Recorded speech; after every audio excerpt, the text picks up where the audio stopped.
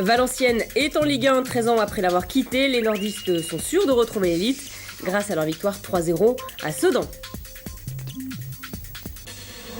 Toulouse fait le plein de points à 3 journées de la fin du top 14. Les Rouges et Noirs ont largement battu Castres, 44-24. Le Maccabi Tel Aviv tout près du triplé en Euroleague, vainqueur de Vitoria. Il affrontera le CSKA Moscou en finale, ce sera dimanche. Bonsoir à tous, 13 ans après, Valenciennes retrouve la Ligue 1. Les nordistes ont assuré leur montée ce soir en allant battre Sedan 3-0. Le résumé du match avec Mathieu Solier. Une victoire n'était pas forcément nécessaire pour assurer la montée, mais Valenciennes cette saison joue avec panache sans jamais calculer. Quoi de plus logique donc que les nordistes rejoignent la Ligue 1 grâce à une 8e victoire consécutive. 39e minute, à la suite d'un coup franc repoussé, Bezaz ouvre pour Silvestri. Jérémy Hénin, le défenseur sudanais, n'est pas remonté assez vite. Silvestri n'est donc pas hors jeu et peut remettre sur la tête de Sébastien Heitzmann. Regnault est trompé. Heitzmann inscrit là son 2e but de la saison. Sedan pousse alors timidement pour revenir. Conséquence, la base arrière se découvre. Steve Savidan en profite à la 76e minute. Après un raid de 70 mètres, il mystifie toute la défense pour inscrire son 14e but de la saison. Dans le temps additionnel, Savidan encore lui ajoute un 3e but. Le ballon est bien rentré. Comme Toulouse il y a 3 saisons, Valenciennes enchaîne 2 montées consécutives. Pour Sedan, il faudra encore patienter pour être sûr de retrouver la Ligue 1.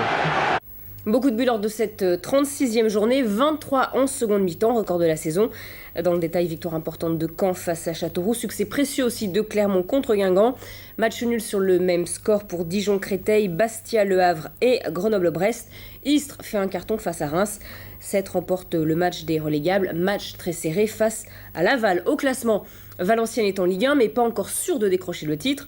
Excellente opération de Caen qui revient à 2 points de Sedan. Lorient joue lundi soir.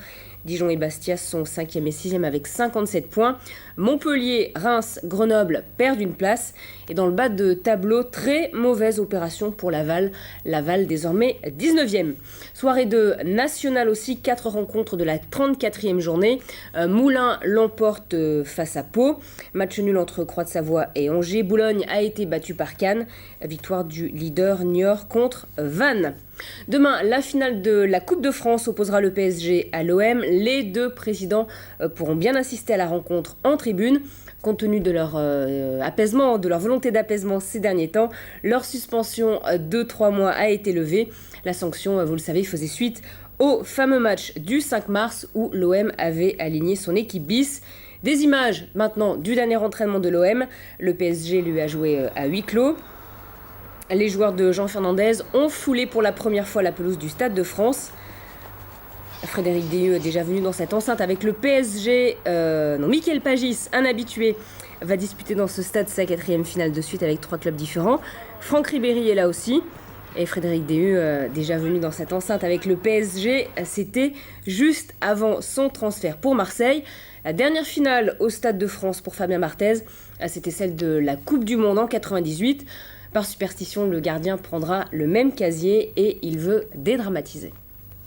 Finale pour nous, pour les supporters, pour le public, pour la télévision, pour tout le monde, c'est la finale. Mais c'est un match de football à gagner, quoi. Un match de football à gagner, quelle que soit l'équipe qui est en face, ça reste un match de football à gagner, on retiendra que le vainqueur. Pour Guy Lacombe, l'OM est favori, il met donc la pression sur son adversaire. Il s'explique au micro de Claudine Despax. Donc c'est une équipe qui est forte, qui est sûre de son fait. Je ne dis pas que nous on va pas jouer, on va le jouer le match. Simplement, bon, il y a 2 forces en présence. Et puis honneur marseillais dans ce rôle de favori, mais bon, l'outsider il est pas loin non plus. C'est pas, on n'est pas, il n'y a pas du 80-20, mais simplement bon, c'est vrai qu'actuellement il marche très bien, on le sait. Ah, c'est du, je dirais 55-45. Voilà, c'est tout. C'est à peu près ce style-là. Bon. Olivier Quin raccroche les crampons à la fin de la saison. Le milieu de terrain de Nantes dit avoir pris sa décision il y a une semaine, au soir de l'élimination en demi-finale de la Coupe de France par le PSG à 34 ans. Il arrête parce qu'il est en fin de route. Olivier Quin avait évolué à Sedan avant de rejoindre le FCNA en 2001. Il va maintenant passer ses diplômes d'entraîneur. Luis Felipe Scolari coupe court aux rumeurs, il ne succédera pas à Sven-Göran Eriksson à la tête de l'équipe d'Angleterre. Le sélectionneur brésilien du Portugal figurait sur la liste des remplaçants possibles.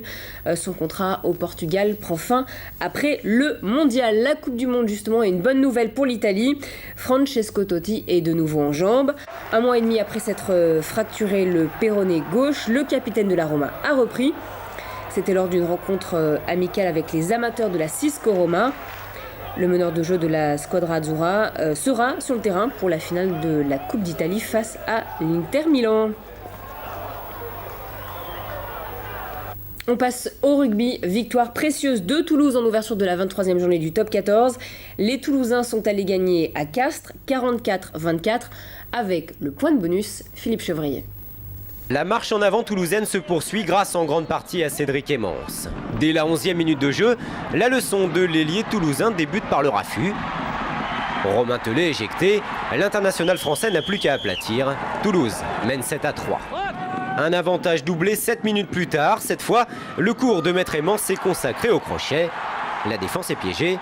Le Toulousain s'offre le doublé. Le 3e essai de la partie inscrit par Clément Poitrenaud ne suffit pas à détendre Guinoves.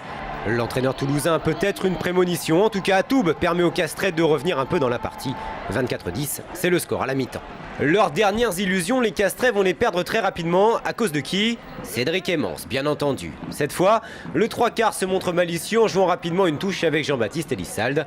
À toi, à moi, et Emmons aplati une 3e fois. Le point de bonus en poche, Toulouse va concéder un essai de pénalité.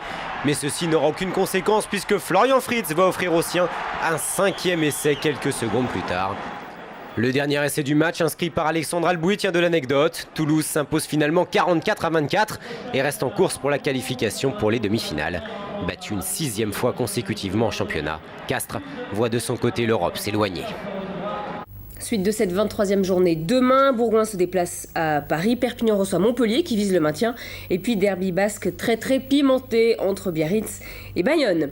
Le Maccabi Tel Aviv bien parti pour remporter sa 3e Euroleague de suite. En demi-finale, les coéquipiers d'Anthony Parker ont laminé Vitoria 85-70, un score qui ne reflète pas l'énorme domination israélienne.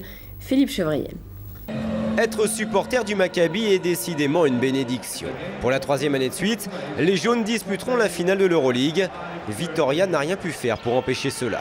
Dès les premières secondes de la partie, Anthony Parker se charge de donner le ton. Auteur de 19 points en première période, l'Américain est inarrêtable. Sous son impulsion, Tel Aviv prend les devants et mène déjà de 7 points à la fin du premier quart-temps. De retour sur le parquet, Scola puis Erdogan vont redonner espoir aux leurs en ramenant Vitoria à seulement 2 points. Mais cela va surtout avoir pour effet de réveiller l'ogre israélien. Intraitable en défense, les jaunes vont alors débuter l'opération punition. Auteur de 16 points dans le match, Nikola Vucic est impressionnant à l'extérieur. Et comme à l'intérieur, le meilleur c'est toujours Parker. Tel Aviv creuse un gouffre. À la mi-temps, le break est déjà fait. 51-32. Velimir Perosevic semble désabusé, pourtant la correction ne fait que débuter. Interception, dunk, alley-oop, le Maccabi récite ses gammes. Rien ne résiste d'ailleurs aux Israéliens en deuxième période, pas même la chance.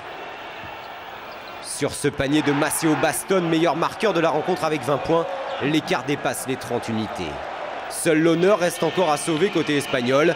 Meilleur marqueur de son équipe avec 17 points, l'orgueilleux Luis Scola va permettre au Tao de revenir à 15 points. Score final 85-70. Dimanche, le Maccabi tentera de décrocher un 3e titre de suite. Une performance que personne n'est parvenu à accomplir depuis 15 ans. Et le Maccabi va se mesurer au CSKA Moscou, qualifié aux dépens de Barcelone. Victoire 84-75, grâce notamment à Papaloukas, auteur de 19 points. Et à l'adresse du russo-américain Holden, 5 sur 6 à 3 points. Le meilleur marqueur est du côté du Barça, 24 points pour Williams. Le CSKA Moscou avait échoué en demi-finale ces 3 dernières années, notamment à domicile l'an passé. Un résultat de Pro A, bonne opération pour le maintien de Reims, vainqueur contre Roanne 93-86. Le gros de cette 30e journée demain, l'Asvel se déplace au Havre, Gravelines joue à Dijon, Bourg va à Clermont Dimanche, choc entre Pau-Orthez et Strasbourg. Un résultat de Pro B, Golbet, Épinal écrase Évreux 90-76. En hand, 2 matchs avancés de la 24e journée. Paris domine la lanterne rouge Angers et consolide sa 2e place synonyme de Ligue des Champions. Toulouse s'impose face à Ponto Combo. Sébastien Loeb, nouveau leader du rallye d'Argentine, le Français a pris la tête après la 8e spéciale. Il a même le champ libre pour s'imposer, car Marcus Gronholm s'est arrêté pour un problème de transmission. Il devait rejoindre le parc d'assistance avec 5 minutes de pénalité par spéciale manquée. Loeb est donc solidement installé à la première place avec 20 secondes d'avance sur Peter Solberg.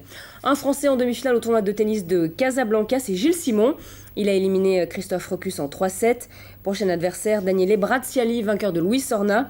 Nicolas Mahut s'est incliné face à Nicolas Massu en 2-7. À Barcelone, 45e succès de suite sur terre battue pour l'ogre Rafael Nadal.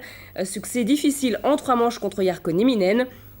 Il rencontrera en demi-finale un compatriote, Nicolas Almagro, tombeur de Juan Carlos Ferrero. L'autre demi-finale opposera Tommy Robredo à Stanislas Wawrinka.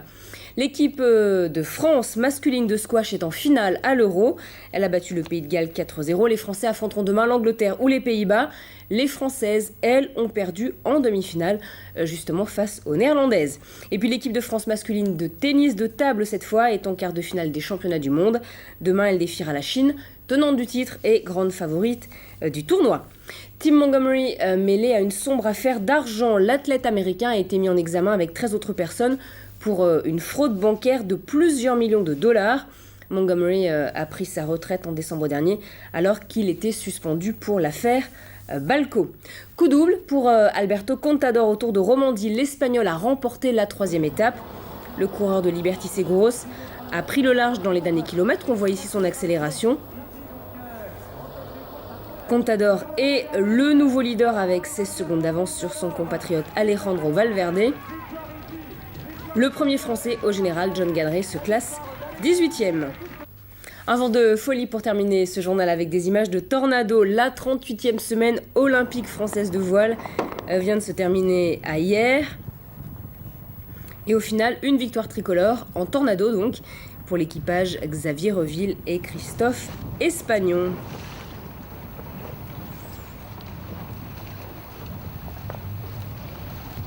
Avant de se quitter, un rappel, Valenciennes jouera en Ligue 1 la saison prochaine. Les nordistes ont assuré leur montée avec leur victoire 3-0 à Sedan. C'est la fin de ce journal, merci de l'avoir suivi, très belle nuit à tous.